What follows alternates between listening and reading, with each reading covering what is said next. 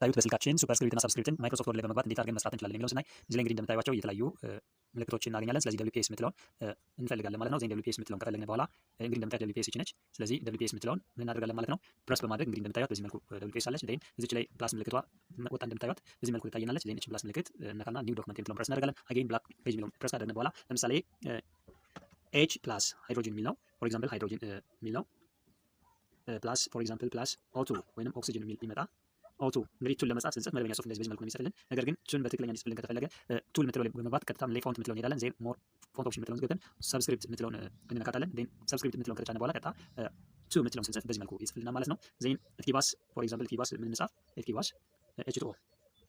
ስለዚህ ኤችን በዚህ መልኩ እንጽፋለን። እንደምታዩት ኤችን በዚህ መልኩ እንጽፋለን ማለት ነው። ዜን ቱን ስንጽፍ አሁንም በተመሳሳይ ቱ እንደዚህ እንደምታዩት ነው የሚጽፍልን። ስለዚህ ለምን ነው እንደዚህ ጽሁፎችን አሳንሶ ሊጽፍልን የቻለ? ቅድም መጀመሪያ ላይ ፎንት ላይ ገብተን ሰብስክሪፕት አድርገናል። ስለዚህ አሁን ሰብስክሪፕት የምትለውን ከነካን በኋላ ዜን አሁን ኤች የምትለውን ስንጽፍ በዚህ ኤችን በዚህ መልኩ ይጽፍልናል። ዜን አጌን